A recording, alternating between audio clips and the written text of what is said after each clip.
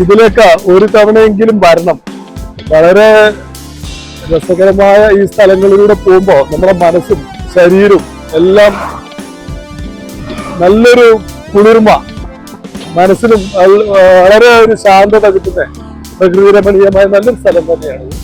കാപ്പിത്തോട്ടങ്ങളാൽ പ്രകൃതി മൂടപ്പെട്ട ഒരു പുതപ്പ് പോലെ ഈ ഭൂപ്രകൃതിയെ പുറച്ചിരിക്കുന്ന ഈ കാപ്പിത്തോട്ടങ്ങൾ കാണുമ്പോൾ നമ്മൾ കുടിക്കുന്ന കാപ്പി ഇവിടുന്നാണ് വരുന്നത് എന്നുള്ളത് ഓർക്കുകയാണ്. ഒരുപാട് കാപ്പി ഫാക്ടറികളും കാപ്പിത്തോട്ടങ്ങളും ചെറിയ ചെറിയ രഞ്ജു ഏജൻസീസ്, രാജ ടീ സ്റ്റാൾസ്, നിത്യജീവിതത്തിന് വേണ്ടിയിട്ട് ഓരോരുത്തർ തുറന്നു വെച്ച ചെറിയ ചെറിയ പീടികകളും വീടുകളും, കമനീയമായി അലങ്കരിക്കപ്പെട്ട വീടുകളും, അതിനെ ചുറ്റപ്പെട്ട മലനിരകളും, ആ മലനിരകളെ മൂടൽ മഞ്ഞുകളാൽ പൊതിഞ്ഞിരിക്കുന്ന വളരെ വർണ്ണാഭമായ കാഴ്ചകളും എല്ലാം വളരെ രസകരമായ കാഴ്ചകളാണ്. അവിടെ മണ്ണിടിഞ്ഞു പോയതാണോ അതോ മണ്ണിടിച്ചിൽ സംഭവിച്ചതാണോ മണ്ണിടിച്ചതാണോ അറിയില്ല. എന്തായാലും പ്രകൃതിയോട് ചെയ്ത ഒരു ക്രൂരത അല്ലെങ്കിൽ പ്രകൃതി ചെയ്ത ഒരു വിനോദം ആണ് അത്. നല്ല രസകരമായ നല്ലൊരു കാഴ്ചയാണ്.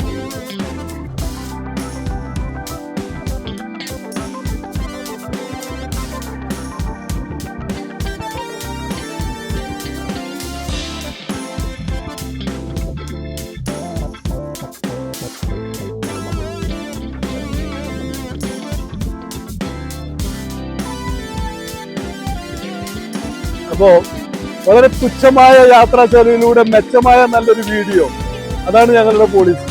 അപ്പോ ഇതിലൂടെ ഞങ്ങൾ ആസ്വദിക്കുന്ന പോലെ തന്നെ ഈ കാണുന്ന ഓരോ ആൾക്കാർക്കും ഈ യൂട്യൂബിലൂടെ ഞങ്ങളുടെ ചാനലിൽ കയറിയാൽ അതിമനോഹരമായ കാഴ്ചകൾ പ്രദാനം ചെയ്യുക എന്നുള്ളതാണ് ഞങ്ങളുടെ ഒരു ഉദ്ദേശം.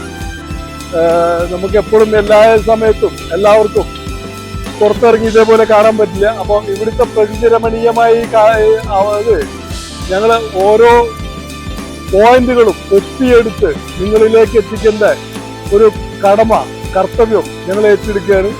എല്ലാവരും ഈ വീഡിയോ കാണും. അതിലൂടെ എല്ലാവർക്കും മാനസികമായ നല്ലൊരു സന്തോഷത്തിലേക്ക് ഇറങ്ങി വരാൻ സാധിക്കുമെന്ന് വിചാരിക്കുന്നു. എന്തായാലും എത്ര വർണ്ണിച്ചാലും മതി വരാത്ത അത്ര ഭംഗിയോട് കൂടിയ ഒരു സ്ഥലം തന്നെയാണ് വയനാട്. കാരണം ഇവിടെ ഇപ്പൊ ഞങ്ങള് ഏകദേശം ഒരു 10:30-11 മണിയോട് കൂടിയിട്ട് അടുക്കുകയാണ്. ഇപ്പോഴും നല്ല തണുപ്പാർന്ന കാലാവസ്ഥയാണ് ഇവിടെ ഉള്ളത്. ഈ തണുപ്പിലൂടെ